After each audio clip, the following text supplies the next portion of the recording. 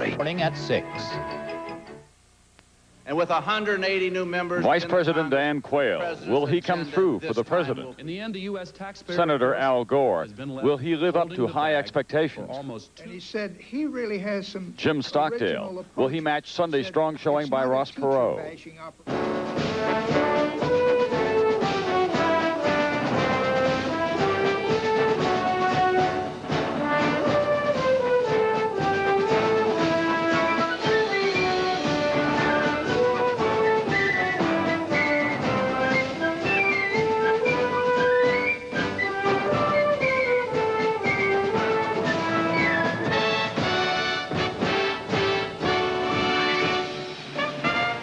From Atlanta, NBC News, Decision 92, the vice presidential debate.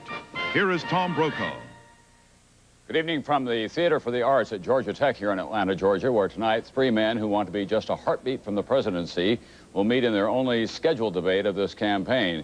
And this meeting tonight will be a study in contrast going well beyond ideologies. 2 of these candidates tonight are baby boomers, 45-year-old Vice President Dan Quayle, 44-year-old Senator Al Gore, 2 young men from backgrounds of privilege and from the Congress and the Senate of the United States. The third is Admiral James Stockdale, Medal of Honor winner from 7.5 years imprisonment in Vietnam. The moderator is Hal Bruno of ABC News.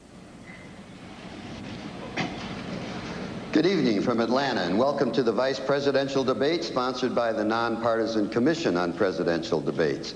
It's being held here in the Theater for the Arts on the campus of Georgia Tech. I'm Hal Bruno from ABC News, and I'm going to be moderating tonight's debate. The participants are Republican Vice President Dan Quayle,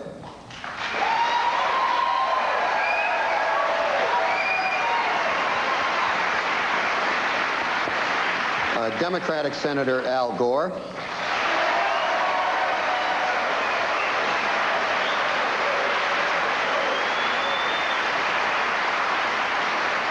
and retired Vice Admiral James Stockdale, who is the vice presidential nominee for independent candidate Ross Perot. Now, the ground rules for tonight's debate. Each candidate will have 2 minutes for an opening statement. I will then present the issues to be discussed. For each topic, the candidates will have 1 minute and 15 seconds to respond. Then this will be followed by a 5-minute discussion period in which they can ask questions of each other if they so choose. Now, the order of response has been determined by a drawing and will rotate with each topic. At the end of the debate, each candidate will have 2 minutes for a closing statement. Our radio and TV audience should know that the candidates were given an equal allocation of auditorium seats for their supporters. So I'd like to ask the audience here in the theater to please refrain from applause or any partisan demonstration once the debate is underway, because it takes time away from the candidates. So with that plea from your moderator, let's get started. And we'll turn first to Senator Gore for his opening statement. Good evening. It's great to be here in Atlanta for this debate, where America will be showcased to the world when the 1996 Olympics are put on right here. It's appropriate because, in a real sense, our discussion this evening will be about what kind of nation we want to be 4 years from now. It's also a pleasure to be with my 2 opponents this evening. Admiral Stockdale, may I say it's a special honor to share this stage with you. Those of us who served in Vietnam looked at you as a national hero even before you were awarded the Congressional Medal of Honor. And Mr. Vice President, Dan, if I may, it was 16 years ago that you and I went to the Congress on the very first day together. I'll make you a deal this evening. If you don't try to compare George Bush to Harry Truman, I won't compare you to Jack Kennedy. You remember the last time someone compared themselves to Jack Kennedy? You remember what they said? Harry Truman, it's worth remembering, assumed the presidency when Franklin Roosevelt died here in Georgia. Only one of many occasions when fate thrust a vice president into the Oval Office in a time of crisis. It's something to think about during the debate this evening. But our real discussion is going to be about change. Bill Clinton and I stand for change because we don't believe our nation can stand 4 more years of what we've had under George Bush and Dan Quayle. When the recession came, they were like a deer caught in the headlights, paralyzed into inaction, blinded to the suffering and pain of bankruptcies and people who are unemployed. We have an environmental crisis, a health insurance crisis, substandard education. It is time for a change. Bill Clinton and I want to get our country moving forward again, put our people back to work, and create a bright future for the United States of America. Thank you. Okay. The next statement will be from Vice President Quayle. Well, thank you, Senator Gore, for reminding me about my performance in the 1988 vice presidential debate. This is 1992. Bill Clinton is running against President George Bush. There are two things that I'm going to stress during this debate. One, Bill Clinton's economic plan and his agenda will make matters much, much worse. He will raise your taxes, he will increase spending, he will make government bigger, jobs will be lost. Second, Bill Clinton does not have the strength nor the character to be President of the United States. Let us look at the agendas. President Bush wants to hold the line on taxes. Bill Clinton wants to raise taxes. President Bush is for a balanced budget amendment. Bill Clinton is opposed to it. We want to reform the legal system because it's too costly. Bill Clinton wants the status quo. We want to reform the health care system. Bill Clinton wants to ration health care. Bill Clinton wants to empower government. We want to empower people. In St. Louis, Missouri, in June of this year, Bill Clinton said this: "America is the mockery of the world." He is wrong. At some time during these next 4 years, there is going to be a crisis. There will be an international crisis. I can't tell you where it's going to be. I can't even tell you the circumstances, but it will happen. We need a president who has the experience, who has been tested, who has the integrity and qualifications to handle the crisis. The president has been tested. The president has the integrity and the character. The choice is yours. You need to have a president you can trust. Can you really trust Bill Clinton? Admiral Stockdale, your opening statement, please, sir. Who am I? Why am I here?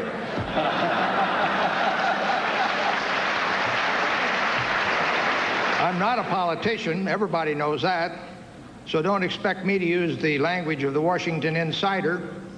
37 years in the Navy, and only one of them up there in Washington. And now I'm an academic. The centerpiece of my life was the Vietnam War. I was there the day it started. I led the first bombing raid against North Vietnam. I was there the day it ended, and I was there for everything in between. 10 years in Vietnam, aerial combat, and torture. I know things about the Vietnam War better than anybody in the world. I know some things about the Vietnam War better than anybody in the world. And I know how governments, how American governments can be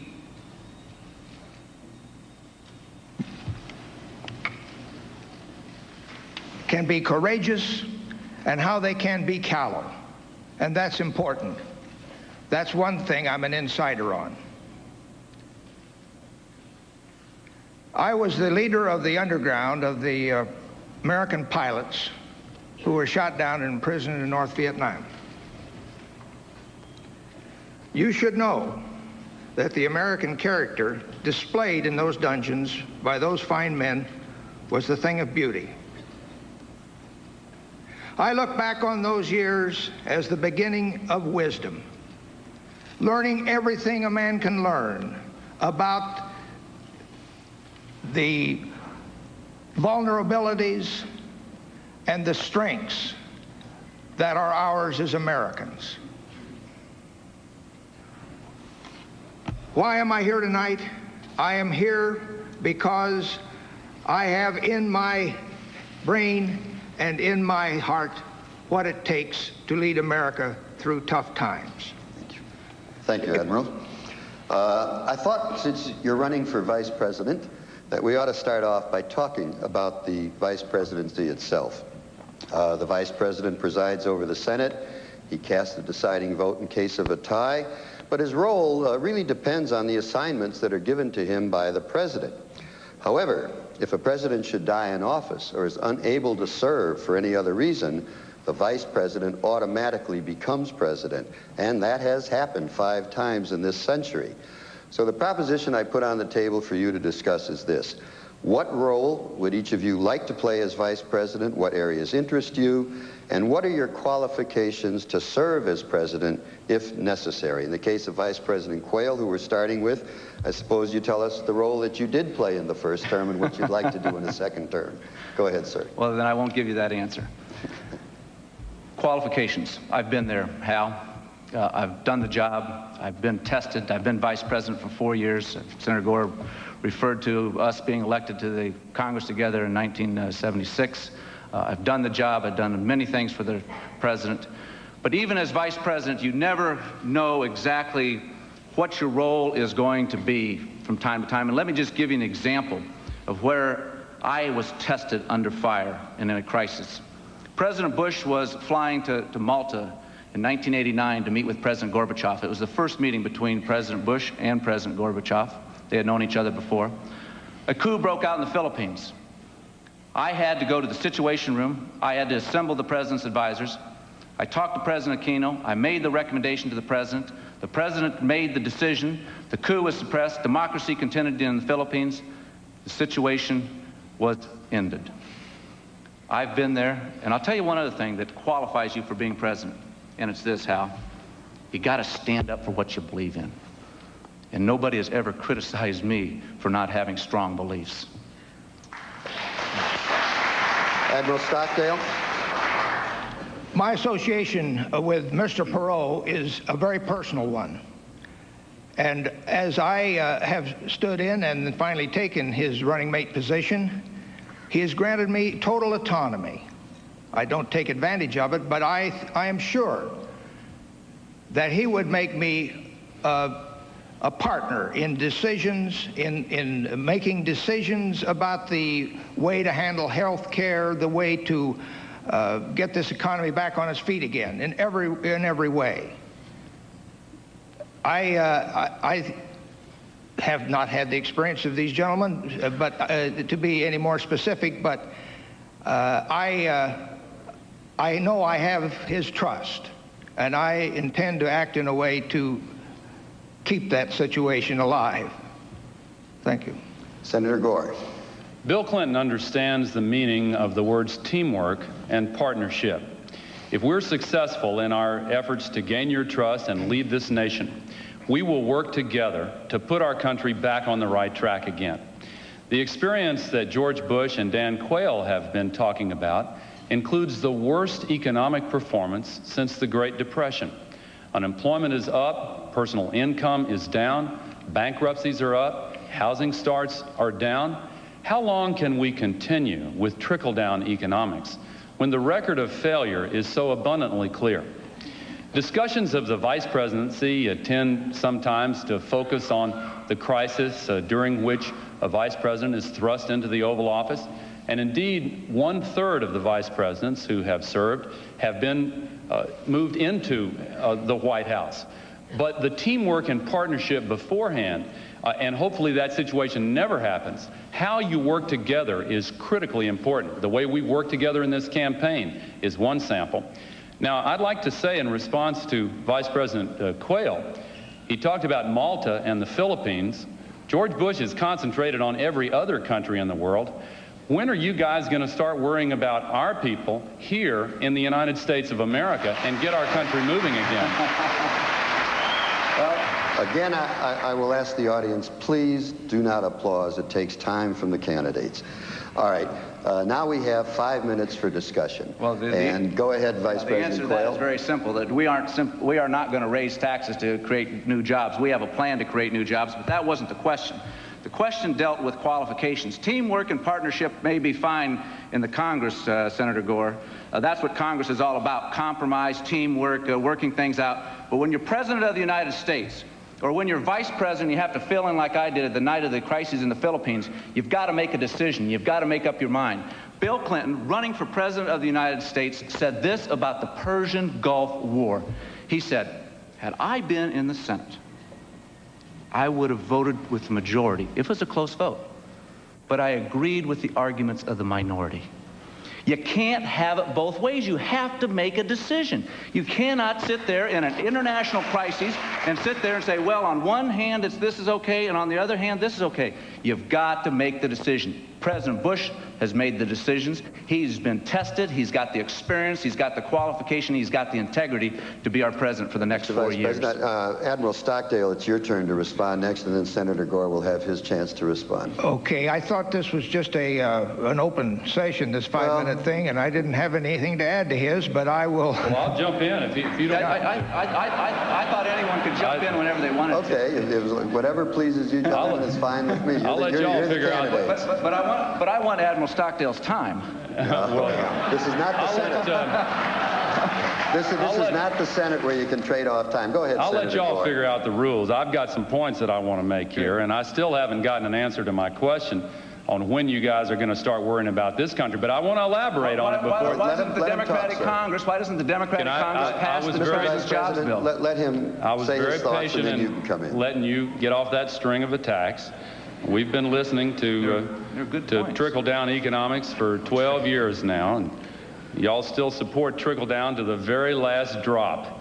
And you know, talking about this point of concentrating on every other country in the world as opposed to the people of our country right here at home, when George Bush took former Secretary of State Baker out of the State Department and put him in charge of the campaign and made him Chief of Staff in the White House, Mr. Baker, who's quite a capable man, said that for these last 4 years, George Bush was working on the problems of the rest of the world, and in the next 4 years, he would target America.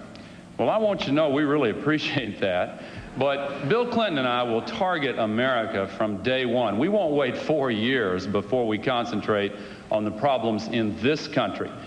He went on to say that it's really amazing what George Bush can do when he concentrates.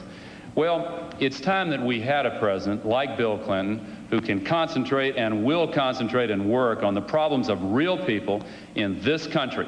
You know, our country is in trouble. We simply cannot continue with this philosophy of giving huge tax cuts to the very wealthy, raising taxes on middle-income families the way Bush and Quayle have done, and then waiting for it to work. How much longer will it take, Dan, for trickle-down economics to work in your theory? Well, we're going to have plenty of time to talk about trickle-down government, which you're for. Well, I'd like to hear the answer. But the question is, which you have failed to address, and that is, why is Bill Clinton qualified to be president of the United States? You've talked about Jim Baker. You've talked about trickle-down economics. You've talked about the worst economy in 50 years. You haven't told us one reason why Bill Clinton is qualified to be president of the United States. I'll be happy to. I want to go back and make a point. Well, you've asked me a question. If you want to answer my question, I will answer yours. I've made a statement. I have not asked a question. I've made a statement that you have not told us why Bill Clinton is qualified to be president of the United States. I pointed out what he said about the Persian Gulf War. But let me repeat it for you. Here's what he said, Senator. You know full well what he said. You want me to answer your question? I'm making a statement, then you can answer it. All right.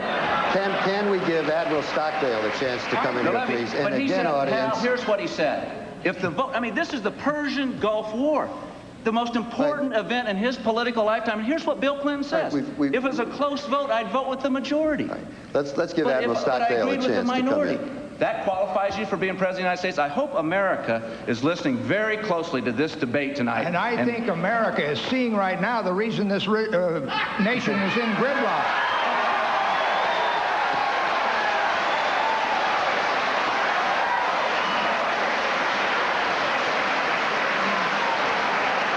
The trickle-downs and the tax and spends, or whatever you want to call them, are at swords points. We can't get this economy going. Over here we've got Dan, who's president, is going to take 8 years to balance the budget. And on my left, the senator, whose boss is going to get it halfway balanced in 4 years. Ross Perot has got a plan to balance the budget 5 years in length from start to finish. And we're people of the non-professional category who are just sick of this terrible thing that's happened to the country. And we've got a man who knows how to fix it. And I'm working for him. I was I was a little bit worried that there might not be a free-flowing discussion tonight. Thanks for... Let's move on to the economy. Specifically, the economy was talked about at great length the other night in the presidential debate. Let's talk about a very particular aspect of the economy, and that is getting people back to work. For the average person, the great fear is losing his or her job, and many Americans have lost jobs in this recession, which also means a loss of benefits, the loss of a home, a destruction of a family's security. Specifically, how would your administration go about getting people back to work, and how long is it going to take? And we start with Admiral Stockdale. The lifeblood of our economy is investment. And right now, when we pay we borrow $350 billion a year, it saps the money markets, and the private investors are not getting their share. What we do is work on that budget by an aggressive program, not a painful program, so that we can start borrowing less money and getting more investment money on the street through entrepreneurs who can build factories, who will hire people, and maybe we'll start manufacturing goods here in this country again. That's my answer. Okay, Senator Gore. Bill Clinton's top priority is putting America back to work. Bill Clinton and I will create good, high-wage jobs for our people, the same way he has done in his state. Bill Clinton has created high-wage manufacturing jobs at 10 times the national average. And in fact, according to the statistics coming from the Bush-Quayle Labor Department, for the last 2 years in a row, Bill Clinton's state has been #1 among all 50 in the creation of jobs in the private sector.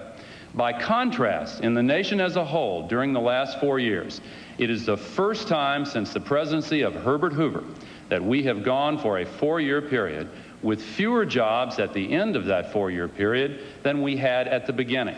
And look at manufacturing. We have lost 1.4 million jobs in manufacturing under George Bush and Dan Quayle. They have even, we learned 2 weeks ago, taken our tax dollars and subsidized the moving of U.S. factories to foreign countries. Now, don't deny it, because 60 Minutes and Nightline and the nation's newspapers have investigated this very carefully. When are you going to stop using our tax dollars to shut down American factories and move them to foreign countries and throw Americans out of work? Vice President Quayle. Senator, don't always believe what you see on television. Let me tell you, the media have been wrong before. We have never subsidized any country or encouraged any company to move from the United States to Latin America. You know full well the Caribbean Basin Initiative. You've supported that. Nope. That is a program there. I vote against it. You have voted for it in your record? Nope. Okay, well, we're going to have a lot of interesting debate after this debate. Our people will be glad to furnish the press, if they're interested, in Senator Gore's voting record on the Caribbean Basin Initiative. But let's talk. You know, you keep talking about trickle-down economics and all this stuff about the worst economy since Hoover. It is a bad economy. It's a tough economy. The question isn't it's not who you're going to blame. What are you going to do about it? Your proposal is to raise $150 billion in taxes, to raise $220 billion in new spending. Nope. How is raising taxes going to help small business? How is raising taxes going to help the farmer?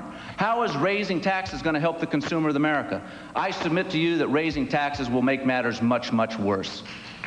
Okay, Admiral, we now throw it open for discussion. Admiral Stockdale, it's your turn to start the discussion. Well, we've got to clean out the barn, if I may quote my boss, and start getting this investment money on the street so we can get and encourage entrepreneurs to build factories. The program is out there. It's a put together thing that requires some sacrifice, but not excessive. And we are willing to move forward on a 5-year clip to put us back where we can start over and get this nation straightened out. Senator Gore? Well, getting people back to work. the difference between the Perot-Stockdale plan and the Clinton-Gore plan is that Ross Perot's plan concentrates almost exclusively on balancing the budget and reducing the budget deficit. And the danger is that if that is the only goal, it could throw our nation back into an even worse recession. Bill Clinton and I have a detailed 5-year budget plan to create good jobs, cut the budget deficit in half, and eliminate the investment deficit in order to get our economy moving forward again.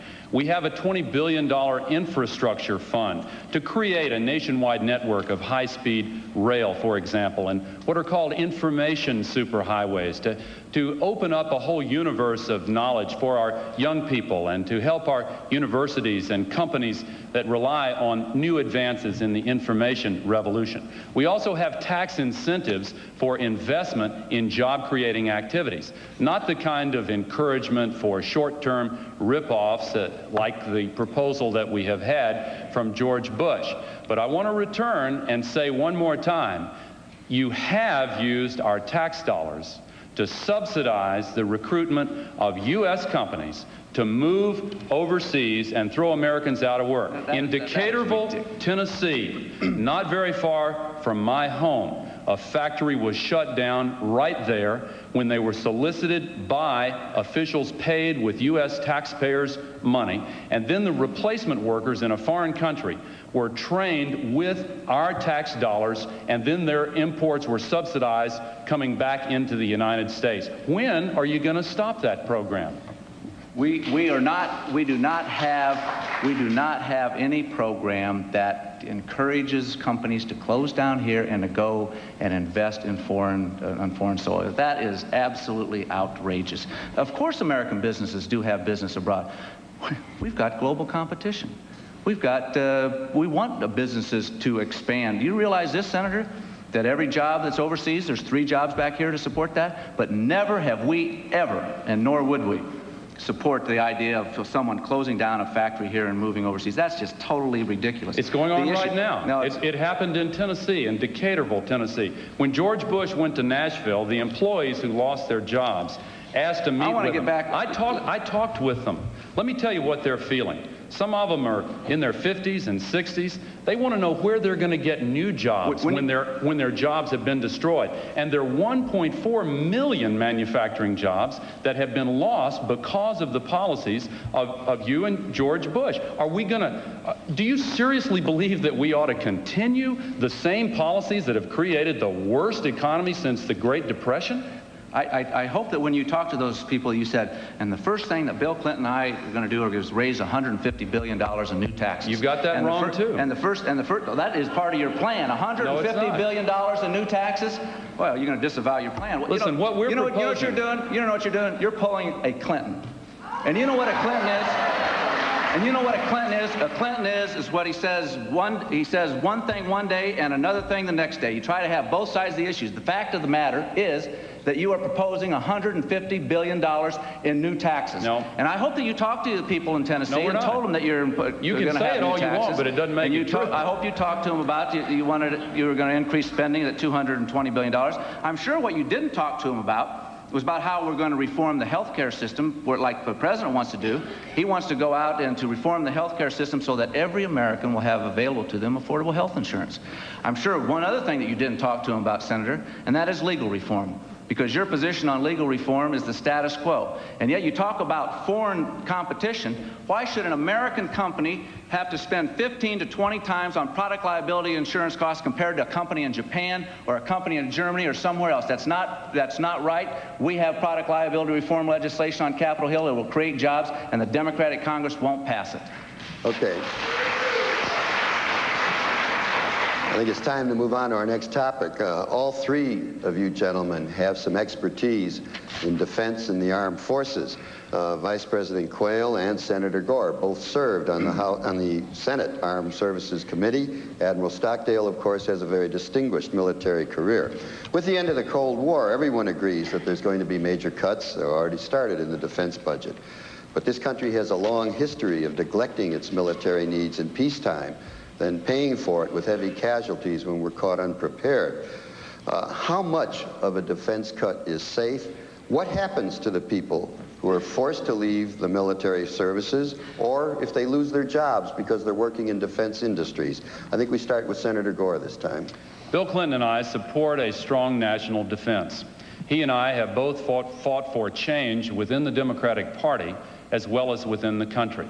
In the aftermath of the Cold War, the definition of strong national defense has obviously changed somewhat. For example, George Bush wants to maintain at least 150,000 American soldiers in Europe, even though World War II ended 50 years ago. Bill Clinton and I agree with so many military experts who believe that it is time for the Europeans, who are so much wealthier now and more powerful than they were at the end of World War II, to start picking up a little more of that tab themselves and not rely so exclusively on the United States taxpayers for the defense of Europe. We believe that we can make savings in our defense budget and at the same time improve our national security. Now, for those who are affected by the cutbacks, whether they come from George Bush or Bill Clinton and me, the difference is Bill Clinton and I have a defense conversion program so that those who won the Cold War will not be left out in the cold. We want to put them to work, building an infrastructure and an economy here in this country for the 90s and the next century. Vice President Quayle. We won the Cold War because we invested in national security. We won the Cold War because we invested in our military. We didn't win we won the Cold War because America had the political will and made the right decisions. Yes, we can make the cuts in defense, and we have. Bill Clinton wants to cut defense another $60 billion. I'd say to the defense workers in California and elsewhere, $60 billion defense cut is going to cut a lot of jobs out. Yes, we are making a conversion, and we can go to a civil space rather than having a defense or the defense industry. But let me say this: we would not have won the Cold War if we had listened to Senator Gore and his crowd and had supported a nuclear freeze. If you would have supported that attitude, we would not have won the Cold War. We won the Cold War because we invested and we went forward. Okay. Admiral Stockdale, yes, please. Thank you. The numbers in terms of the dollar cuts as they stand on our plans now show us almost the same as the Vice President's. But we note that Governor Clinton's plan is almost twice as much a cut as either one of us. I've been through the end of World War II and the surprise beginning of Korea to see how it cost us more money because we overcut the defense budget in the first place. I don't say that. So I think that should be eyed with great suspicion. People that are really kicking the props out from under our grand military establishment prematurely. Now, there's other differences between the Perot approach and what we see up here on either side of me, and that has to do with we want to focus our interests, economic and military, more to the Pacific. We figure that we are generally going along with any sort of a troop removal from Europe. So that's still another face of this puzzle. Okay, Senator Gore, would you like to start the discussion period on this topic? I'd like to respond first to you, Admiral Stockdale. Under the details of our 5-year budget plan, we do propose more in defense cuts than George Bush and Dan Quayle, but only 5% more. Admiral Crow, who I think was one of your classmates in Annapolis, has endorsed the military portions of our plan, even though he was the chairman of the Joint Chiefs under George Bush. And John White has endorsed the economic aspects of our plan, even though I believe he was the architect of Ross Perot's economic plan. Now, when I heard George Bush say at the convention in Houston that when he heard the phrase, "we won the Cold War," it made him wonder who the "we" was. Well, I want to tell you, President Bush, the "we" is the people of the United States of America. This wasn't a partisan victory that came suddenly a few months after you took the oath of office. This started with Harry Truman, and it was a bipartisan effort from the very beginning. George Bush taking credit for the Berlin Wall coming down is like the rooster taking credit for the sunrise. Now, and I want to add one other thing, because in the debate a few nights ago, I think President Bush made a very serious misstatement of fact in response to Ross Perot. It was a kind of a little lecture he gave to Ross Perot when he said, "Those SS-18s are gone, Ross. That's done." He reached a deal with Boris Yeltsin to completely remove them so we can all sleep safely without any fear tonight. But you know what? They thought they were going to get that deal, but when he took the person in charge of the negotiations out of the State Department and put him in charge of the re-election campaign, the deal unraveled, and now there is no start to deal at all. In fact, there are serious problems. Isn't it a fact, Dan, that every single one of those SS-18s is still there in the silos, and under the START I treaty, only half of the silos are supposed to be dismantled, and there is no deal to get rid of the other half. Didn't the President make a mistake there? Vice President Quayle, The President please. does have a commitment from Boris Yeltsin to eliminate the SS-18s. That is a commitment. Is it an agreement? It is a commitment, and Well, let's talk about. Well, he said it's done. Let him talk, Senator. Just lighten up here, Al. Go ahead. Let's talk about getting agreements. You know, the President of the United States doesn't just negotiate with your friends in Congress. The President of the United States deals on the international scene. He's got to deal with the President of Russia. He's got to deal with the Chancellor of Germany, Prime Minister of Britain, President of France, Prime Minister of Japan.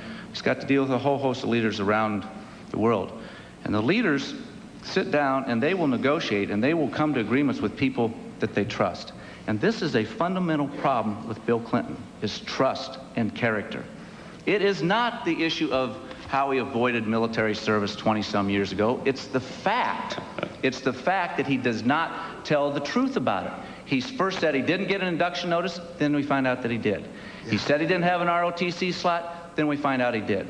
He said he didn't use Senator Fulbright's office for special influence, then we find out that he did. These are inconsistencies. Bill Clinton has trouble telling the truth, and he will have a very difficult time dealing with somebody like President Yeltsin or Chancellor Kohl or Prime Minister Major or President Mitterrand, because truth and integrity are prerequisites to being President of the United States. I want to respond to that.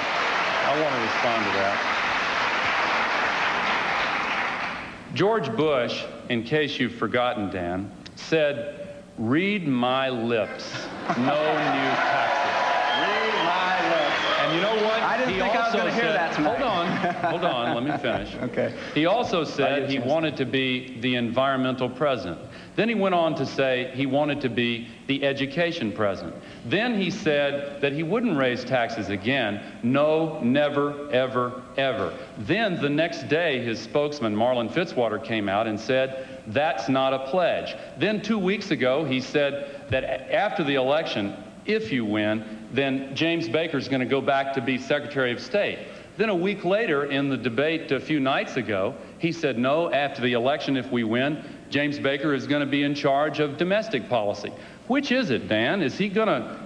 What's your role in this going to be? Well, we'll have to move on to another topic. No, I'm sorry, Mr. Vice President. No, I don't have time to respond to that? You'll get plenty of chance to respond, so don't worry. I was, okay. You're the moderator. I was under the assumption that when they ended like that, we you had ran a out of chance to time. respond. According to the agreement, it's time to move on, and I want to stick to the agreement. You got the last word on that, but we'll come back to it. But you'll have a chance. I can see what's happening here. We throw out the topic, and then we drift, but that's okay, because I think it's making for a healthy exchange. The only thing I would ask...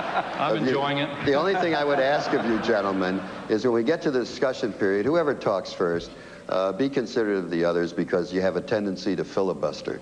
Okay, let's go on. Look over there. Okay. I'm not pointing any fingers. Let's talk about the environment. We'll get away from controversy. Everyone wants a safe and clean environment. But there's an ongoing conflict between environmental protection and the need for economic growth and jobs. So the point I throw out on the table is, how do you resolve this conflict between protection of the environment and growth and jobs? And why has it taken so long to deal with basic problems such as toxic waste dumps, clean air, and clean water? And Vice President Quayle, it's your turn to start first. Hell, that's a false choice. You don't have to have a choice between the environment and jobs. You can have both. Look at the president's record. Clean air legislation passed the Democratic Congress because of the leadership of George Bush. It is the most comprehensive Clean Air Act in our history. We are firmly behind preserving our environment, and we have a good record with which to stand. The question comes about what is going to be their position when it comes to the environment. I say it's a false choice. You ought to ask somebody in Michigan, a UAW worker in Michigan, if they're thinking increasing the CAFE standards, the fuel economy standards to 45 miles a gallon is a good idea. 300,000 people out of work. You ought to talk to the timber people in the Northwest, where they say that, well, we can only save the oil, forget about jobs.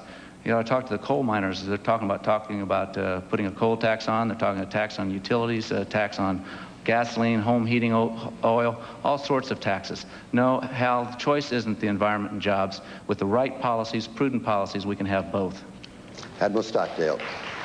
I read Senator Gore's book about environment, and I don't see how he could possibly pay for his proposals in today's economic climate. The Marshall Plan of Environment and so forth. And also, I'm told by some experts that the things that he fears most may not be all that dangerous, according to some scientists. You can overdo, I'm told, environmental cleaning up. If you purify the pond, the water lilies die. I love this planet, and I want it to stay here, but I don't like to have it the private property of fanatics that want to overdo this thing.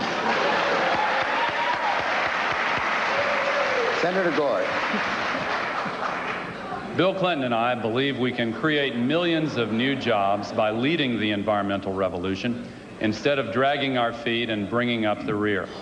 You know, Japan and Germany are both openly proclaiming to the world now that the biggest new market in the history of world business is the market for the new products and technologies that foster economic progress without environmental destruction.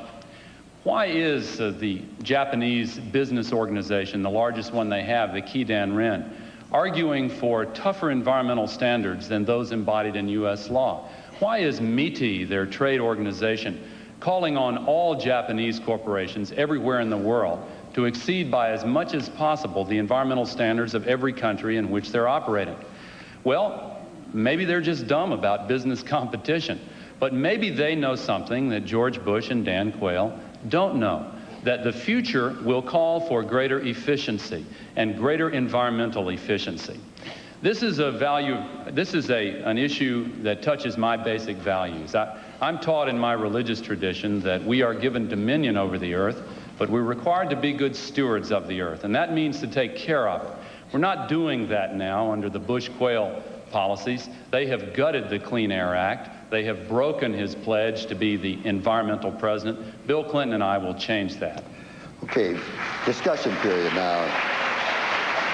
Again, leave time for each other, please. Vice President Quayle, go ahead. Well, I'm tempted to yield to Admiral Stockdale on this. But the fact of the matter is that one of the proposals that Senator Gore has suggested is to have the taxpayers of America spend $100 billion a year on environmental projects in foreign countries. Just not foreign true. aid. Look, Just Senator, not true. it's in your book on It's page not. 304. No, it's not. It is No, it's there. not. It is No, in it's your not. book. You know, Hal, I wanted to bring the Gore book tonight because I figured he was going to pull a Bill Clinton on me, and he has, because he's going to disavow what's in his book. It's in your book. No. It comes out to $100 billion of foreign aid for environmental projects. All right, let's give him a chance to answer. How are we going to pay for it? How are we going to pay for an extra $100 billion of the taxpayers' money for this? Dan, I appreciate you reading my book very much, but you've got it wrong. No, I've got it right. There's no such proposal. There is no such... Okay, well, we'll find Let him talk, Mr. Vice President. Let the Senator talk. Go ahead. There is no such proposal. What I have called upon is a cooperative effort by the United States and Europe and Asia to work together in opening up new markets throughout the world for the new technologies that are necessary in order to reconcile the imperatives of economic progress with the imperatives of environmental protection. Take Mexico City for an example. They are shutting down factories right now, not because of their economy, but because they're choking to death on the air pollution. They're banning automobiles some days of the week. Now, what they want is not new laser-guided missile systems. What they want are new engines and new factories and new products that don't pollute the air and the water, but nevertheless allow them to have a decent standard of living for their people. Last year, 35% of our exports went to developing countries. Countries where the population is expanding worldwide by as much as 1 billion people every 10 years. We cannot stick our heads in the sand and pretend that we don't face a global environmental crisis. Nor should we assume that it's going to cost jobs. Quite the contrary. We are going to be able to create jobs, as Japan and Germany are planning to do right now, if we have the guts to lead. Now, earlier we heard about the auto industry and the timber industry. There have been 250,000 jobs lost in the automobile industry during the Reagan-Bush-Quayle years. There have been tens of thousands of jobs lost in the timber industry. What they like to do is to point the finger of blame with one hand and hand out pink slips with the other hand. They've done a poor job both with the economy and the environment. It's time for a change. Admiral Stockdale, did you have something you wanted to say here? I know that I read where Senator Gore's mentor had disagreed with some of the scientific data that is in his book. How do you respond to those criticisms of that sort? Do you Deny it. do you take this into account?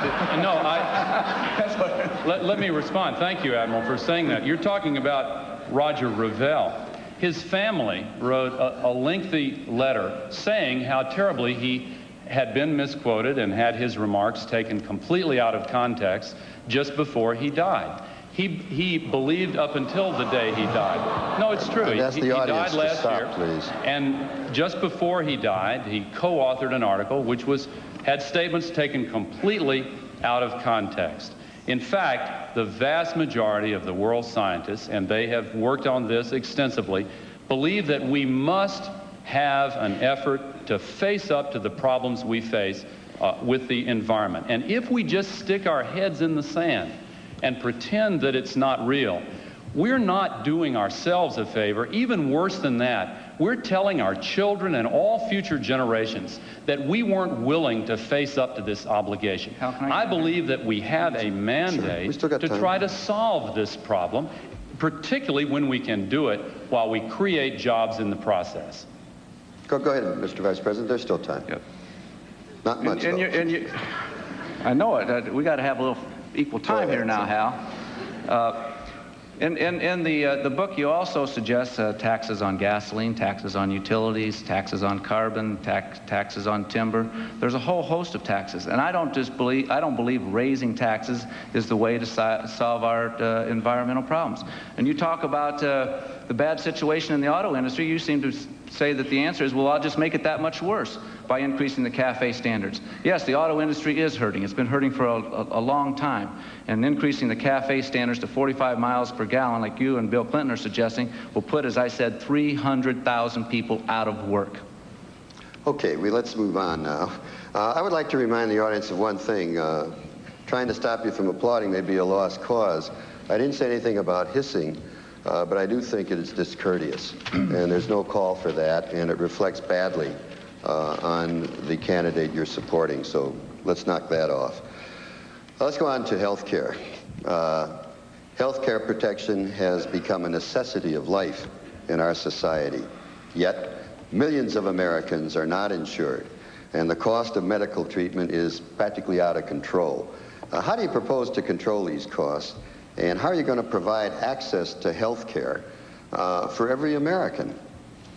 Let's see, whose turn is it to go now? I think it's Admiral Stockdale's turn to go first. Go ahead. Well, we have excellent technical health care, but we don't administer it very well. And the escalating costs top any other budget danger in on the horizon, I think. And what Mr. Perot has suggested is that we try to look at the incentives that are in our current way of doing business are what are killing us. There's no incentive for a hypochondriac not to go to Medicare every day. There is no incentive for a doctor to curtail the expensive tests because he's under threat of malpractice lawyers. And so we just have a web of wrong way incentives that has to be changed by some people who are in the medical profession and some other crafty people who know how to write contracts to change incentives or get the incentives situation under control. Senator Gore. Bill Clinton and I believe that if a criminal has the right to a lawyer, every American family ought to have the right to see a doctor of their own choosing when they need to see a doctor. There are almost 40 million Americans who work full-time today and yet have no health insurance whatsoever.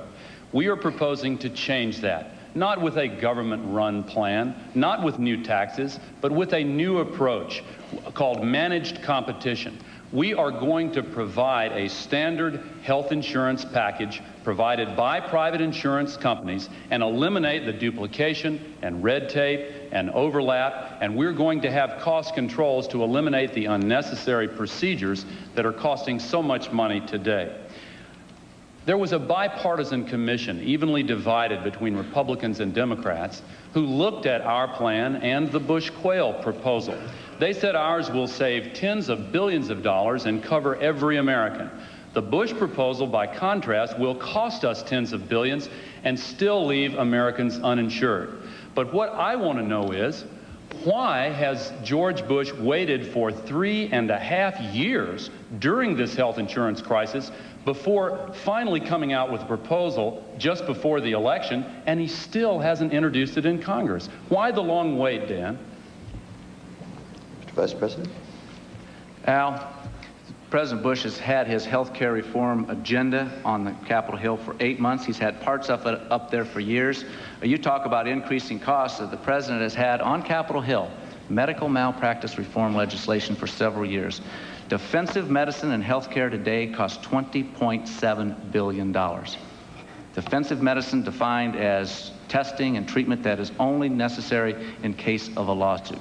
Wouldn't that be nice to take $20.7 billion that we're putting into our legal system and put it to preventive health care or women's health care or something else besides trial lawyers?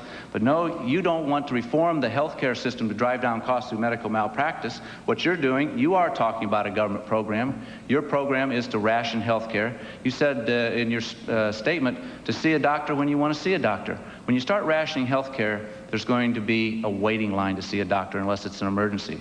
Remember when we rationed energy in this country? Waiting lines at the gasoline stations. The same thing would happen when you ration health care.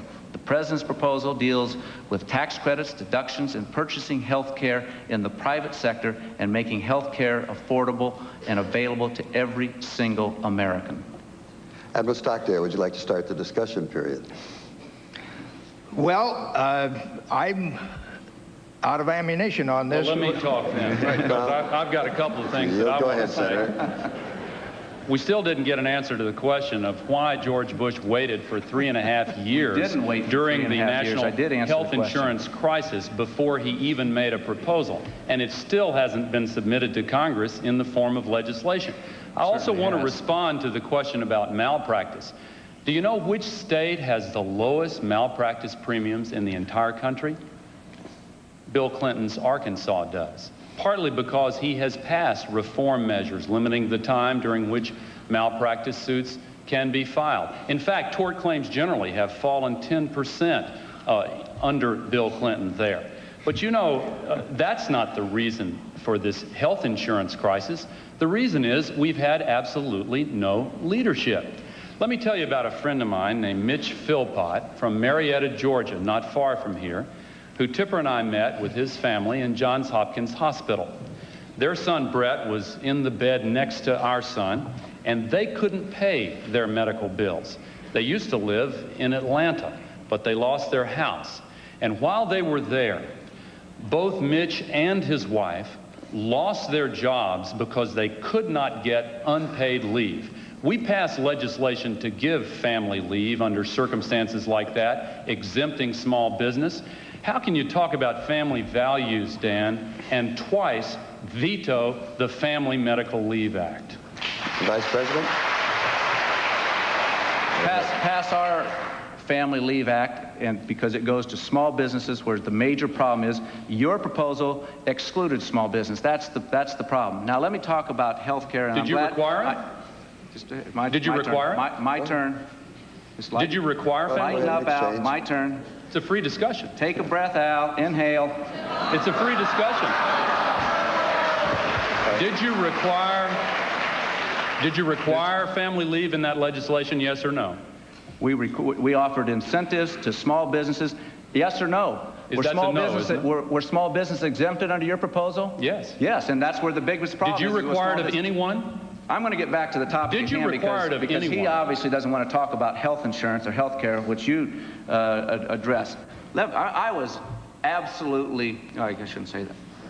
Another Clinton. You pulled another Clinton on me because here you go again. Medical malpractice legislation has been before the Congress of the United States, and you try to convince the American people that Bill Clinton is for tort reform.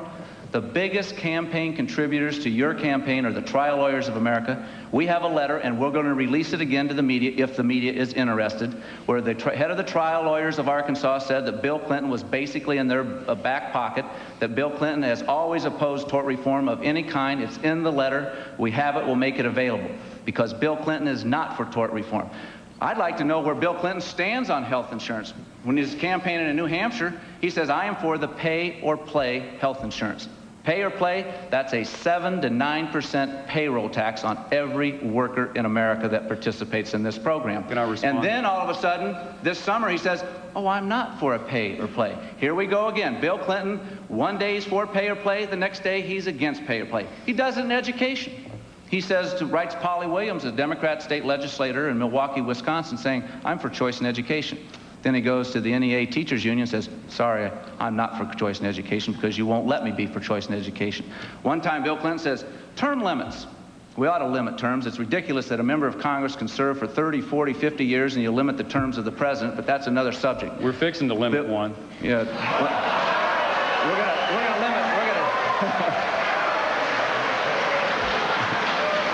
It's not going to be mine. It's going to be people like you and Kennedy and Metzenbaum and George Mitchell and the rest of that Democratic Congress on Capitol Hill. That's who we're talking about. And that's who the American people, in case, as you well know, you've got term limits for a president. You don't have term limits for Congress, and I think it's absolutely ridiculous that we don't. I want to respond to some of this. Here goes Bill Clinton again. He says, well, term limits, that's an interesting idea. I think I might be in favor of that. Then his Democratic friends in Congress say, no, Bill, you can't be for that. You know, Bill Clinton has trouble telling the truth. I want to respond to some of this. You have to tell the truth. I want to respond, if I might. Go ahead, Senator, quickly. You know, in response to my question before that long laundry list, he said that they had their own family leave proposal. It was just like the proposal of your party back when Social Security was first proposed. You said, we're for it as long as it's voluntary. Same with Medicare. You said, we're for it so long as it's voluntary. Yeah. Civil rights, we're for it so long as it's voluntary. Senator, I'm going to have to ask you to wrap this one up. Family leave is important enough to be required. Okay, thanks. Coming out of health care, again trying to avoid controversy, let's talk about the abortion debate. Abortion rights has been a bitter controversy in this country for almost 20 years. It's been heightened by the recent Supreme Court decisions. So I'll make it very simple in this question. Where do each of you stand on the issue? What action will your president's administration take on the abortion question? Will it be a factor in the appointment of federal judges, especially to the Supreme Court? And I believe that Senator Gore goes first. Bill Clinton and I support the right of a woman to choose. That doesn't mean we're pro-abortion. In fact, we believe there are way too many abortions in this country, and the way to reduce them is by reducing the number of unwanted pregnancies, not vetoing family planning legislation the way George Bush has consistently done. The reason we are pro-choice and in favor of a woman's right to privacy is because we believe that during the early stages of a pregnancy, the government has no business coming in and ordering a woman to do what the government thinks is best. What Dan Quayle and George Bush and Jerry Falwell and Pat Robertson think is the right decision in a given set of circumstances is their privilege. But don't have the government order a woman to do what they think is the right thing to do. We ought to be able to build more common ground among those who describe themselves as pro-choice and pro-life in efforts to reduce the number of unwanted pregnancies. But Dan, you can clear this up very simply by repeating after me, I support the right of a woman to choose. Can you say that? Vice President Quayle, your turn. Yeah. This issue is an issue that divides Americans deeply. I happen to be pro-life. I have been pro-life for my 16 years in public life. My objective and the President's objective is to try to reduce abortions in this country. We have 1.6 million abortions. We have more abortions in Washington, D.C. than we do live births. Why shouldn't we have more reflection upon the issue before the decision of abortion is made? I would hope that we would agree upon that, something like a 24-hour waiting period, parental notification. I was in Los Angeles recently, and I talked to a woman who told me that she had an abortion when she was 17 years of age. And looking back on that, she said it was a mistake. She said, I wished at that time that I was going through this difficult time, that I had counseling to talk about the post-abortion trauma and talk about adoption rather than abortion. Because if I had had that discussion, I would have had the child. Let's not forget that every abortion stops a beating heart. I think we have far too many abortions in this country of ours. Admiral Stockdale. I believe that a woman owns her body, and what she does with it is her own business, period.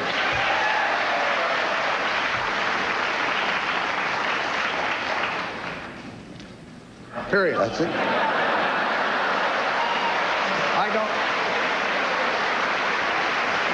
I too abhor abortions, but I don't think they should be made illegal, and I don't think it's a political issue.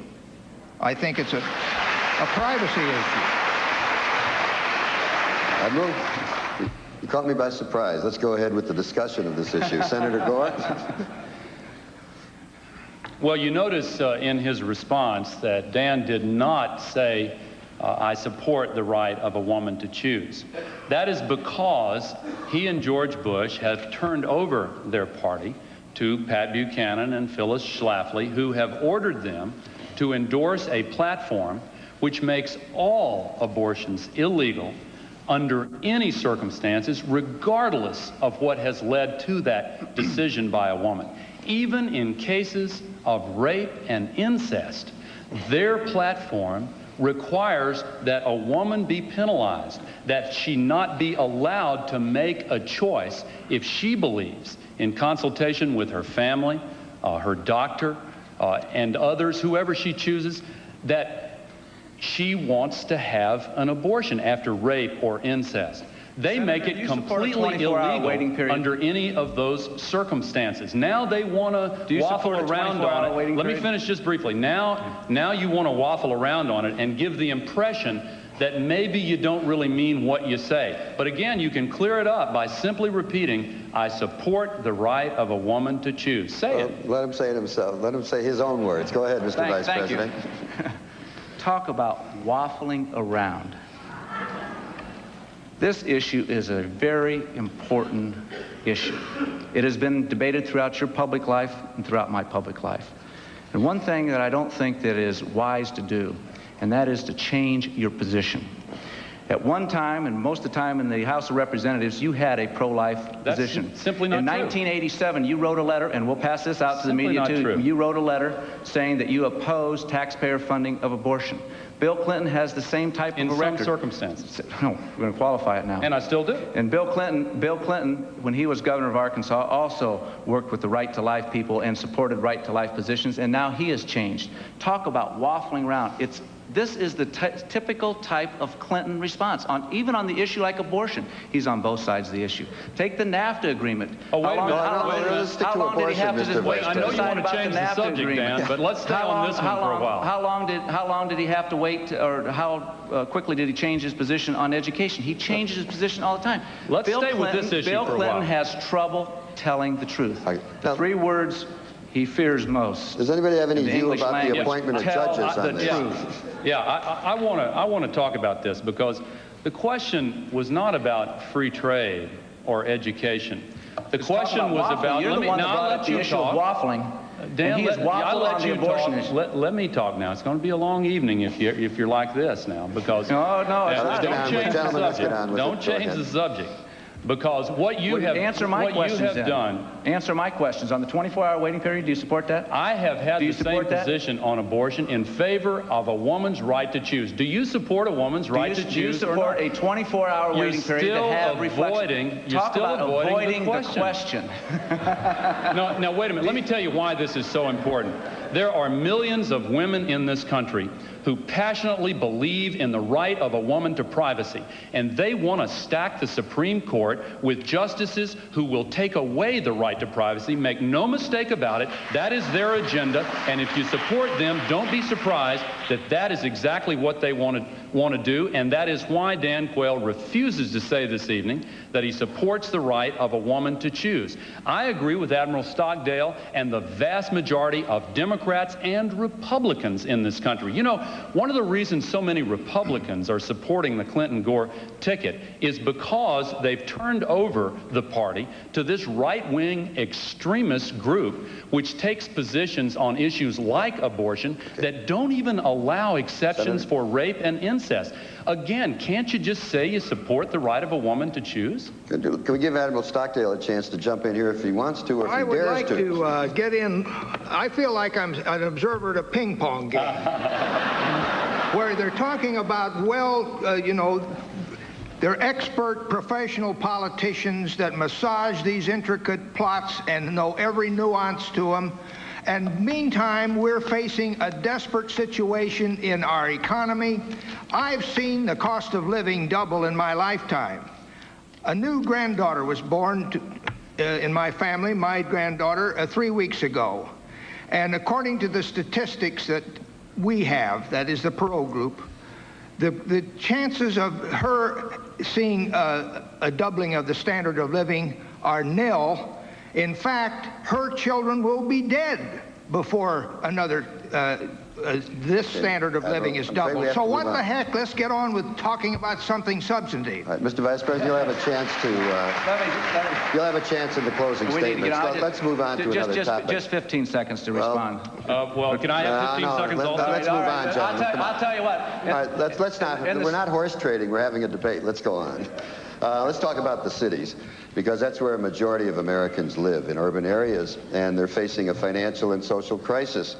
They've lost sources of tax revenue. The aid that once came from the federal and state governments has been drastically cut. There's an epidemic of drugs, crime, and violence. Their streets, their schools are like war zones. It's becoming increasingly difficult to pay for public education, for transportation, for police and fire protection. the basic services that local government must provide. Now, everybody talks about enterprise zones. That may be part of the solution, but what else are your administrations really going to be willing to do to help the cities? Vice President Quayle, it's your turn to go first. Well, hell, enterprise zones are important, and it's an idea that the president has been pushing. There's been very strong reluctance with the Democratic Congress. We'll continue to push it. We also want to have home ownership. I was at a housing project in San Francisco several months ago and met with people that were trying to reclaim their neighborhood. They wanted home ownership. They didn't want handouts. And I was with the Democrat mayor of San Francisco who was there supporting our idea. But when you look at the cities and you see the problems we have, crime, drugs, lack of jobs, I also want to point out one of the fundamental problems that we have in our American cities and throughout America today, and that is the breakdown of the American family. I know some people laugh about it when I talk about the breakdown of the family, but it's true. 60% of the kids that are born in our major cities today are born out of wedlock. We have too many divorces. We have too many fathers that aren't assuming their responsibility. The breakdown of the family is a contributing factor to the problems that we have in urban America. Admiral Stockdale. I think enterprise zones are good, but I think the problem is deeper than that. I think we are, when I ran a civilization for several years, a civilization of 300 to 400 wonderful men. We had our own laws. We had practically our own constitution. And I was the sovereign for a good bit of that. And I tried to analyze human predicaments in that microcosm of life in the world. And I found out that when I really got down to putting out do's and don'ts, and lots of these included take torture for this and that and this and that, and never take any amnesty for reasons they all understood and went along with. But we had an acronym, BACK US, and each one of those BACK was something for which you had to make them hurt you before you did it. Bowing in public, getting on the radio and so forth. But at the end, it was US, BACK US. You got the double meaning there. But the US could be called the United States, but it was unity over self. Loners make out. Somehow we're going to have to get some love in this country between races and between rich and poor. You've got to have leaders, and they're out there who can do this with their bare hands, working with people on the scene. Senator Gore, please. George Bush's urban policy has been a tale of two cities. The best of times for the very wealthy, the worst of times for everyone else. We have seen a decline in urban America under the Bush-Quayle administration. Bill Clinton and I want to change that by creating good jobs, investing in infrastructure, new programs in job training and apprenticeship, welfare reform, to say to a mother with young children that if she gets a good job, her children are not going to lose their Medicaid benefits. Incentives for investment in the inner city area. And, yes, enterprise zones. Vice President Quayle said they're important, but George Bush eliminated them from his urban plan. And then, when they were included in a plan that the Congress passed, George Bush vetoed the enterprise zone law, the law that included them, for one reason: because that same bill raised taxes on those making more than $200,000 a year. Let's face up to it, Dan. Your top priority, really, isn't it, to make sure that the very wealthy don't have to pay any more taxes? We want to cut taxes on middle-income families and raise them on those making more than $200,000 a year. And if What we plan can is take that? our approach, the cities will be much Okay, let's better start the off. discussion period right here. Go What ahead. plan is that that's just going to raise taxes on those making over $200,000 a year? You may call that your plan, but everyone knows that you simply can't get $150 billion in new taxes by raising the marginal tax rate to a top rate of 36% and only tax those making $200,000 a year. It's absolutely ridiculous. The top 2%, which you refer to, that gets you down to $64,000. Then you have about a $40 billion shortfall. That gets you down to $36,000 a year. Everybody making more than $36,000 a year will have their taxes increased if Bill Clinton is president of the United States. And I don't know how you're going to go to urban America and say that raising taxes is good for you. I don't know how you're going to go to urban America and say, well, the best thing that we want to, or the best thing that we can offer is simply to raise taxes again. This is nothing more than a tax and spend a platform. We've seen it before. It doesn't work. Let me tell you about a story. Can I respond to some of that? I've got a very good example. Can I respond to some of that? When we talk about families here. Because I was meeting with some former gang members in Phoenix, in Los Angeles, and Albuquerque, New Mexico. And when I talked to those former gang members, here's what they told me, why they joined the gang. They said, well, joining a gang is like joining a family. I said, joining a family? Yes, because the gang offered support, it offered leadership, it offered comfort. It was a way to get ahead.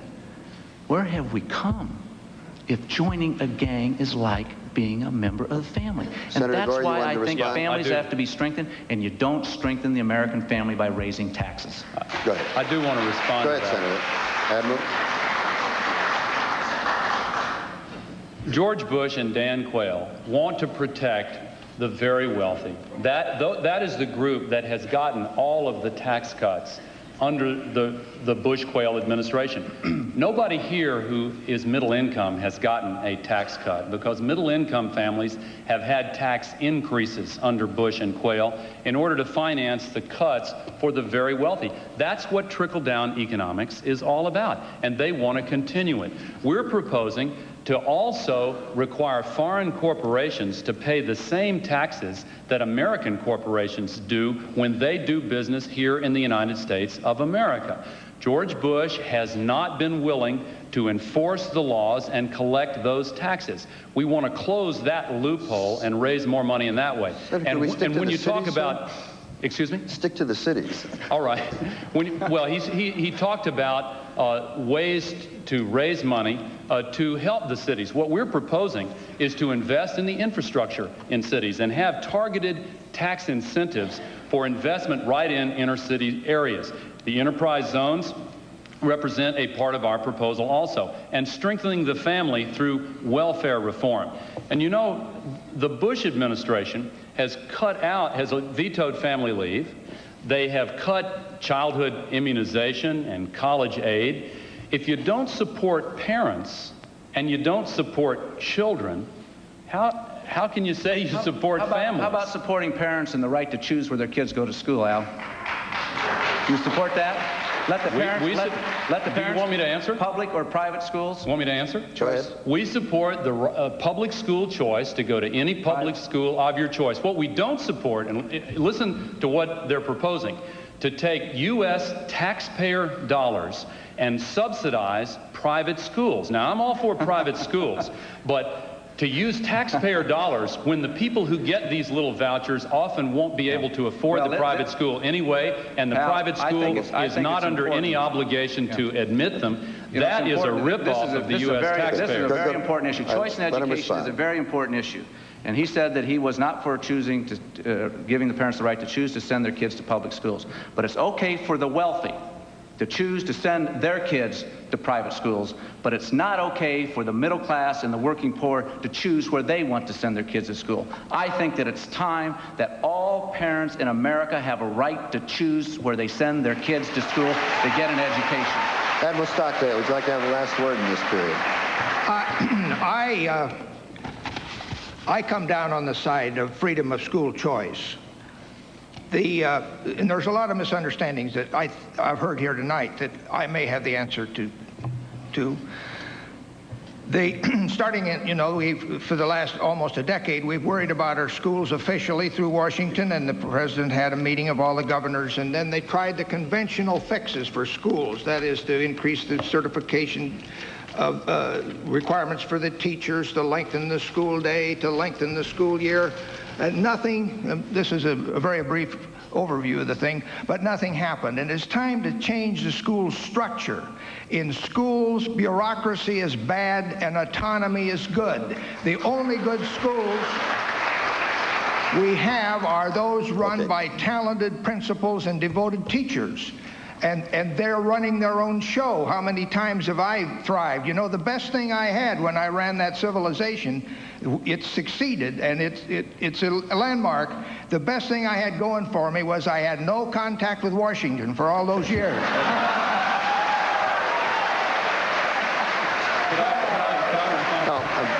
We have to go on. What I'm about to say doesn't apply to the debate tonight. It applies to the campaign that's been going on outside this auditorium. With 3 weeks to go, this campaign has at times been very ugly, with the tone being set by personal negative attacks. As candidates, how does it look from your viewpoint? And are these tactics really necessary? Admiral Stockdale, it's your turn to go first. I didn't have my hearing aid turned on. Tell me again. I was saying that at times this campaign has been very ugly with personal negative attacks. As a candidate, how does it look from where you are, and are these tactics really necessary? Nasty attacks. Well, I think there is a case to be made for putting emphasis on character over these issues that we have been batting back and forth and have a life of their own. Sure, you have to know where you're going with your government, but character is the big variable in the success. The character of the leaders is the big variable in the success, long-term success of an administration. I went to a friend of mine in New York some years ago, and he was the president of a major network, TV network, and he said, I think we have messed up this election process. It was an election year by stressing that putting out the dogma that issues are the thing to talk about, not character. He said, I felt so strongly about this, I went back and read the Lincoln-Douglas debates. Read those debates. How do they come down? Douglas is all character. He knows all of the little stinky numbers these guys do. Abraham Lincoln had character. Thank God we got the right president in the Civil War. But that is a question that is a valid one. And, I would like to brag about the character of my boss. Senator Gore. This election is about the future of our country, not about personal attacks against one candidate or another. Our nation is in trouble. And it is appalling to me that with 10 million Americans out of work, with the rest working harder for less money than they did 4 years ago, with the loss of 1.4 million manufacturing jobs in our nation, with a health care crisis, a crisis of crime and drugs and AIDS, substandard education, that George Bush would constantly try to level personal attacks at his opponent. Now, this, of course, just reached a new low last week when he resorted to a classic McCarthyite technique of trying to smear Bill Clinton over a trip that he took as a student, along with lots of other Rhodes Scholars who were invited to go to Russia. It's a classic McCarthyite smear technique. I think the President of the United States ought to apologize. I think that he insulted the intelligence of the American people, and I'm awful proud that the American people rejected that tactic so overwhelmingly that he decided he had made a mistake. Do you think it was a mistake too, Dan? Okay. Vice President Quayle. Let me answer the question. Hal, you said, and I wrote it down here, personal negative attacks. Has anyone been reading my press clippings for the last 4 years?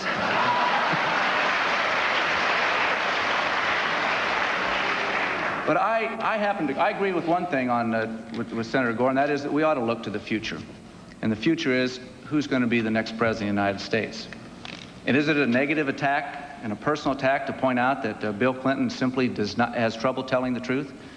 He said that he didn't organize, or he didn't even demonstrate. He told the people in Arkansas in 1978, then we found out he organized demonstrations. You know, I don't care whether he demonstrated or didn't demonstrate. The question is, tell the truth. Just tell us the truth. Today, Bill Clinton, or excuse me, yesterday in Philadelphia on a radio show, just yesterday on a radio show, he attacks Admiral, he attacks Ross Perot, saying the media is giving Ross Perot a free ride. The press asked him, when the Klieg lights are on, said, what do you mean by Ross Perot getting a free ride? And he says, I didn't say that at all. I mean, you can't have it both ways. No, I don't think that is a personal attack.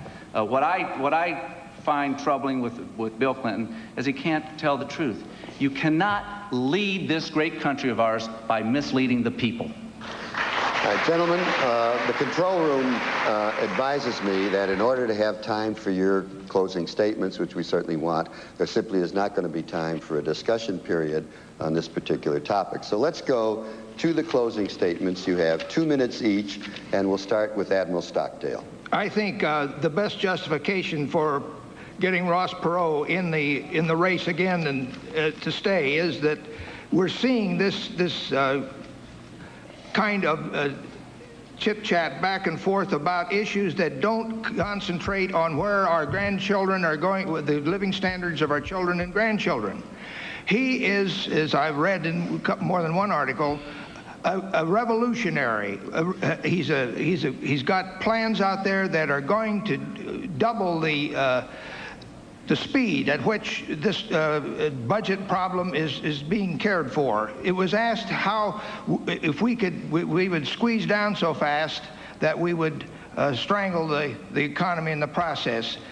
That is an art to follow all those variables and know when to let up and to nurse this economy back together with pulls and pushes. And that there's no better man in the world to do that than that old artist Ross Perot. And so I think that my closing statement is that I think I'm in a room with people that aren't living the life of reality. The world the United States is in deep trouble. We've got to have somebody that can get up there and bring out the fire hoses and get it stopped, and that's what we're about in the Perot campaign. Thank you. Senator Gore, your closing statement, sir? 3 weeks from today, our nation will make a fateful decision.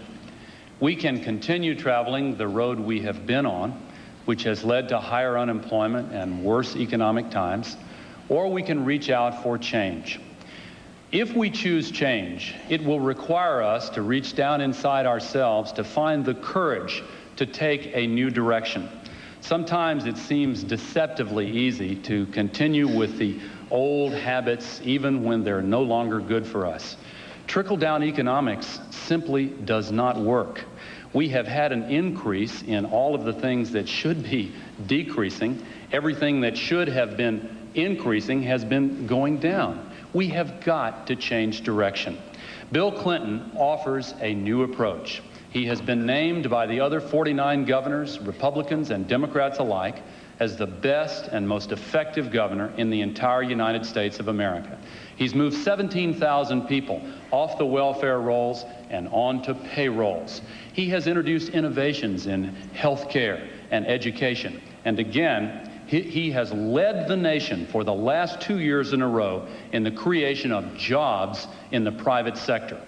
Isn't it time for a new approach, a new generation of ideas and leadership to put our nation's people first and to get our economy moving again? We simply cannot stand to continue with this failed approach that is no good for us.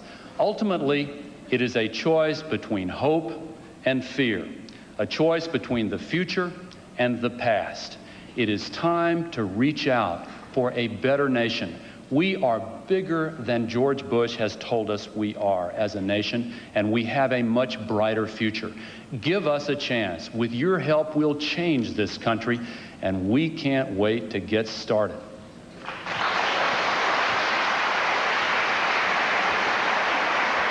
Vice President Quayle.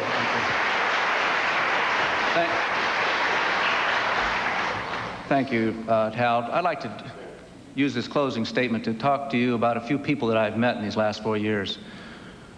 Think of a woman in Chicago when I was talking to parents about education, where she stood up and said, "I'm sick and tired of these schools and this city being nothing but a factory for failure." And that's why we support choice in education. I was in Beaumont, Texas, and met with small business people, and they wanted to reform the civil justice system because they think our legal system costs too much and there's too much of a delay in getting an answer. I was in Middletown, Ohio, talking to a welfare woman where she said, "I want to go back to work and I had a job offered to me, but I'm not going to take it because I have 2 children at home and the job that is offered to me doesn't have health insurance."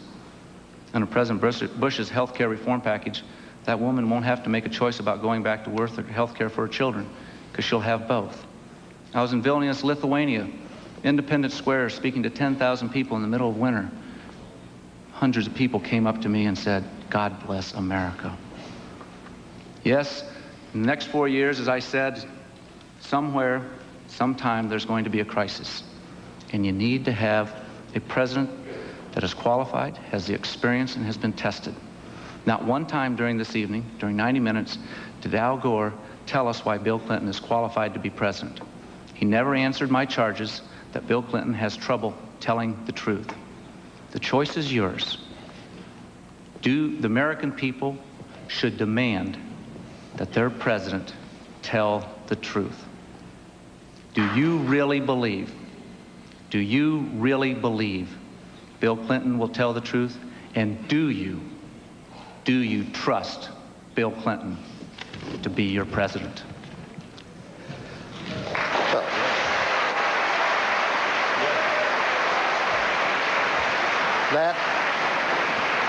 That concludes this vice presidential debate.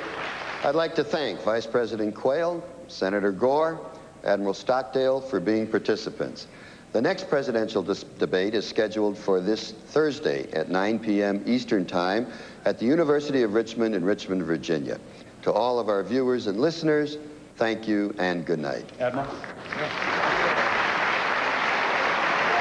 I'm Tom Brokaw here at Georgia Tech. If that presidential debate Sunday night in St. Louis was a friendly argument in a men's club, tonight was much more of a street brawl.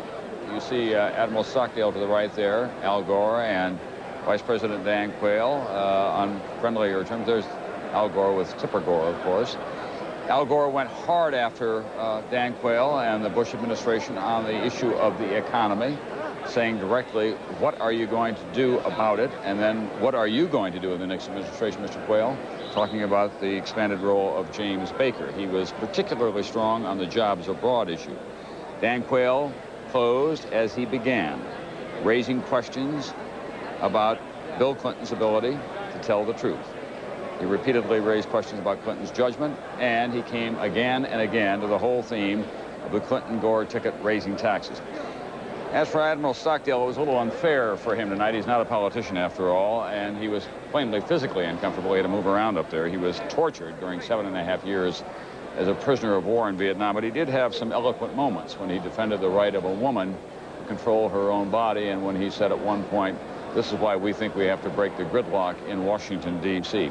NBC's John Chancellor is here with me now. John? Tom, I think we spent another 90 minutes watching what is called a debate, really wasn't, that made no converts. It seems to me that the polls will not show very much change after this debate. Maybe another little uptick for Perot because Admiral Stockdale was so rough-hewn and your heart went out to him, but he was really not qualified to be in this company. And the other question, I think, maybe you have to ask yourself after all this yelling about, yes, you did, no, I didn't, your mother wears army shoes. I mean, it really got bad at times.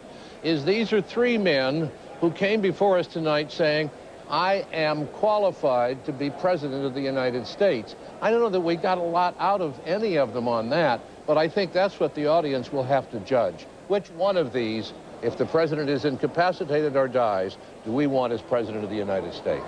There were some factual things that we ought to clean up when Dan Quayle said that they would be raising taxes on people down to about $36,000. That's based on Bush campaign projections of the Clinton economic program. When Al Gore said, on the other hand, that he had not voted for the Caribbean Basin Initiative, which encouraged people to establish American companies in Central America. In fact, he did vote for it, but then so did the entire Senate. I think that when we are in these debates and they use these figures, they use numbers and things, our best tactic is to put our hand on our wallet. And our eyes glaze over. Absolutely. Well, we'll have more to say about what's coming up here in the political debate schedule and the closing days of this campaign right after this.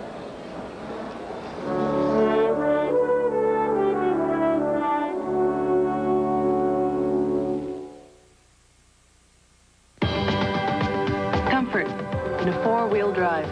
Amazing. I got a big crew and I need a lot of space. It makes me feel tall. It's tough, but refined. Kind of like me. It's got it all. Why do more people find themselves in a Ford Explorer than any other vehicle in its class? For as many reasons as there are explorers. Finders keepers. Find yourself in an Explorer. Have you driven a Ford lately? There's now a fixed tradition, of course, with these debates, vice presidential or presidential, and that is that there's a room just off the main auditorium that is called the Spin Room. And you are looking at live pictures of it now. That's where the handlers for the three campaigns are down there cornering reporters and cameras, trying to get their best spin on what happened tonight. NBC's Tim Russert, who's moderator of Meet the Press, our Washington bureau chief, is in the midst of that there somewhere. Tim, what's the spin? Tom, all of the candidates are claiming they won, but I think the dominant view here is that it's a bad night for Ross Perot, that people just can't imagine James Stockdale one heartbeat away from the presidency. The Gore and Quayle camps are actively suggesting each of their candidates won, but the consensus here is that largely Al Gore had a much better night than Dan Quayle. Well, it does seem to me that both Vice President Quayle and Al Gore were much more vigorous as debaters tonight and more in command in many ways of that stage than were their principals, Bill Clinton and President Bush on Sunday night, Tim. It's a victory for the format. The sole moderator let these candidates go out there toe-to-toe, eye-to-eye, and show what they were made of. All right, Tim Russert, who's standing by tonight in our spin room here at Georgia Tech. We want to tell you what's coming up now. We've had two of these debates so far, the presidential debate in St. Louis on Sunday night, the vice presidential debate here tonight. This is what we've got ahead of us this Thursday in Richmond, Virginia, starting at 9 Eastern Time, a presidential debate, and that will consist of questions from an audience of undecided voters. Then next Monday night, we move back to the industrial Midwest, to East Lansing, Michigan. That debate begins at 7 Eastern Time on Monday night. That will be a combination, we think, of a single moderator and a combination of questioners. We want to remind you that you can get a complete analysis of all of this, not just throughout your local news programs tonight, but beginning tomorrow morning on Today, and then we'll be back tomorrow night on NBC Nightly News. A reminder as well, the election just 3 weeks from today. So that's the vice presidential debate here from the Theater for the Arts at Georgia Tech in Atlanta, Georgia. On behalf of John Chancellor and Tim Russert, the entire NBC News team, on behalf of the three campaigns, thank you for watching. Good evening.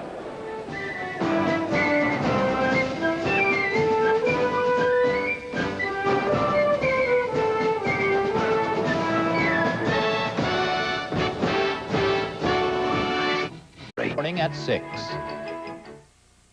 And with 180 new members... Vice President Dan Quayle, will he come through for the president? In the end, the U.S. taxpayer... Senator Al Gore, will he live up to high expectations? And he said he really has some... Jim Stockdale, will he match Sunday's strong showing by Ross Perot?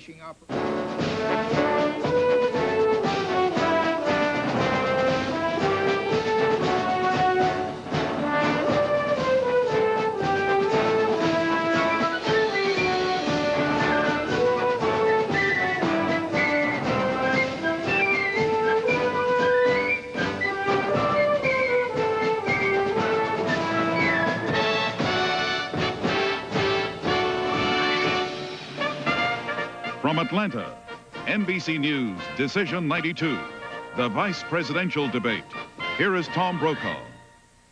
Good evening from the Theater for the Arts at Georgia Tech here in Atlanta, Georgia, where tonight three men who want to be just a heartbeat from the presidency will meet in their only scheduled debate of this campaign. And this meeting tonight will be a study in contrast going well beyond ideologies. Two of these candidates tonight are baby boomers, 45-year-old Vice President Dan Quayle, 44-year-old Senator Al Gore, two young men from backgrounds of privilege and from the Congress and the Senate of the United States. The third is Admiral James Stockdale, Medal of Honor winner from 7.5 years imprisonment in Vietnam. The moderator is Hal Bruno of ABC News. Good evening from Atlanta, and welcome to the Vice Presidential Debate sponsored by the Nonpartisan Commission on Presidential Debates. It's being held here in the Theater for the Arts on the campus of Georgia Tech. I'm Hal Bruno from ABC News, and I'm going to be moderating tonight's debate. The participants are Republican Vice President Dan Quayle,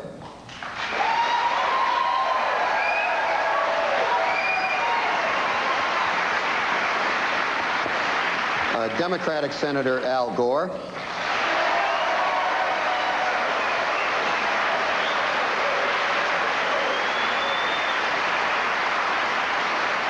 and retired Vice Admiral James Stockdale, who is the vice presidential nominee for independent candidate Ross Perot. Now, the ground rules for tonight's debate. Each candidate will have 2 minutes for an opening. 37 years in the Navy, and only one of them up there in Washington. And now I'm an academic. The centerpiece of my life was the Vietnam War. I was there the day it started. I led the first bombing raid against North Vietnam. I was there the day it ended, and I was there for everything in between. 10 years in Vietnam, aerial combat, and torture. I know things about the Vietnam War better than anybody in the world. I know some things about the Vietnam War better than anybody in the world. And I know how governments, how American governments can be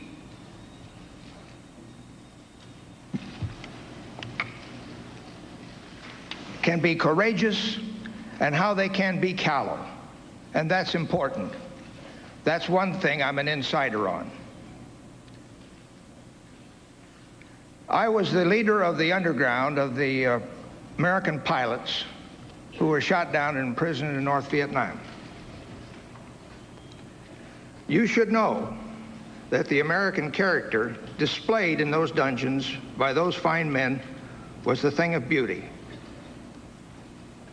I look back on those years as the beginning of wisdom, learning everything a man can learn about the vulnerabilities and the strengths that are ours as Americans. Why am I here tonight? I am here because I have in my brain and in my heart what it takes to lead America through tough times. Thank you, Admiral. I thought, since you're running for vice president, that we ought to start off by talking about the vice presidency itself. The vice president presides over the Senate.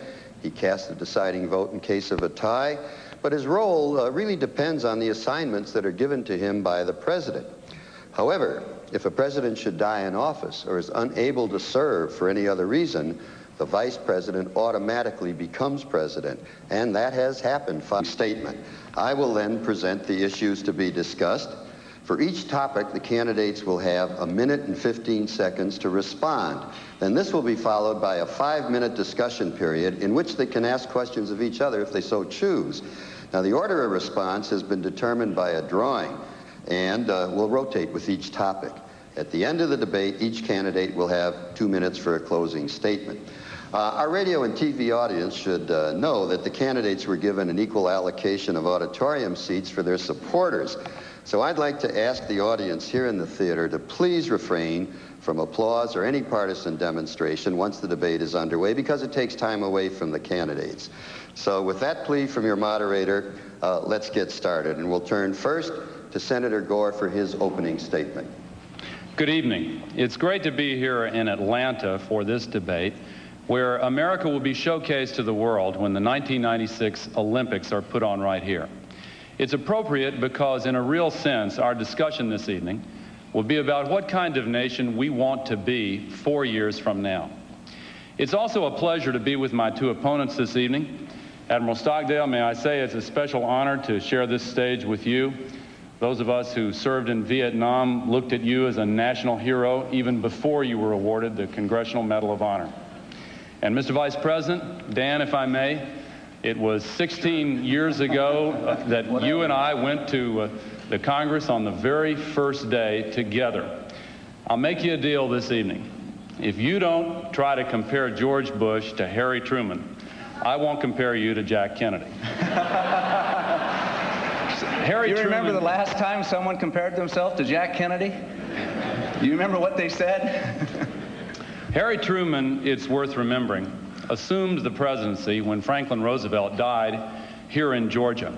Only one of many occasions when fate thrust a vice president into the Oval Office in a time of crisis. It's something to think about during the debate this evening. But our real discussion is going to be about change. Bill Clinton and I stand for change because we don't believe our nation can stand 4 more years of what we've had under George Bush and Dan Quayle. When the recession came, they were like a deer caught in the headlights, paralyzed into inaction, blinded 5 times in this century. So the proposition I put on the table for you to discuss is this. What role would each of you like to play as vice president? What areas interest you? And what are your qualifications to serve as president if necessary? In the case of Vice President Quayle, who we're starting with, I suppose you tell us the role that you did play in the first term and what you'd like to do in the second term. Go ahead, sir. Well, then I won't give you that answer. Qualifications. I've been there, Hal. I've done the job. I've been tested. I've been vice president for 4 years. Senator Gore referred to us being elected to the Congress together in 1976. I've done the job. I've done many things for the president. But even as vice president, you never know exactly what your role is going to be from time to time. And let me just give you an example of where I was tested under fire and in a crisis. President Bush was flying to Malta in 1989 to meet with President Gorbachev. It was the first meeting between President Bush and President Gorbachev. They had known each other before. A coup broke out in the Philippines. I had to go to the Situation Room. I had to assemble the president's advisors. I talked to President Aquino. I made the recommendation to the president. The president made the decision. The coup was suppressed. Democracy continued in the Philippines. The situation was ended. I've been there, and I'll tell you one other thing that qualifies you for being president, and it's this, Hal. You got to stand up for what you believe in. And nobody has ever criticized me for not having strong beliefs. Admiral Stockdale. My association with Mr. Perot is a very personal one. And as I have stood in and finally taken his running mate position, he has granted me total autonomy. I don't take advantage of it, but I am sure that he would make me a partner in decisions, in making decisions about the way to handle health care, the way to get this economy back on its feet again, in every way. I have not had the experience of these gentlemen, but to be any more specific, but I know I have his trust. And I intend to act to the suffering and pain of bankruptcies and people who are unemployed. We have an environmental crisis, a health insurance crisis, substandard education. It is time for a change. Bill Clinton and I want to get our country moving forward again, put our people back to work, and create a bright future for the United States of America. Thank you. Okay. The next statement will be from Vice President Quayle. Well, thank you, Senator Gore, for reminding me about my performance in the 1988 vice presidential debate. This is 1992. Bill Clinton is running against President George Bush. There are 2 things that I'm going to stress during this debate. One, Bill Clinton's economic plan and his agenda will make matters much, much worse. He will raise your taxes. He will increase spending. He will make government bigger. Jobs will be lost. Second, Bill Clinton does not have the strength nor the character to be president of the United States. Let us look at the agendas. President Bush wants to hold the line on taxes. Bill Clinton wants to raise taxes. President Bush is for a balanced budget amendment. Bill Clinton is opposed to it. We want to reform the legal system because it's too costly. Bill Clinton wants the status quo. We want to reform the health care system. Bill Clinton wants to ration health care. Bill Clinton wants to empower government. We want to empower people. In St. Louis, Missouri, in June of this year, Bill Clinton said this: "America is the mockery of the world." He is wrong. At some time during these next 4 years, there is going to be a crisis. There will be an international crisis. I can't tell you where it's going to be. I can't even tell you the circumstances, but it will happen. We need a president who has the experience, who has been tested, who has the integrity and qualifications to handle the crisis. The president has been tested. The president has the integrity and the character. The choice is yours. You need to have a president you can trust.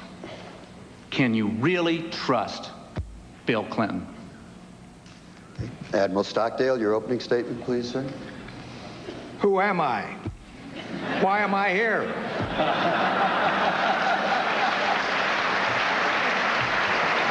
I'm not a politician. Everybody knows that.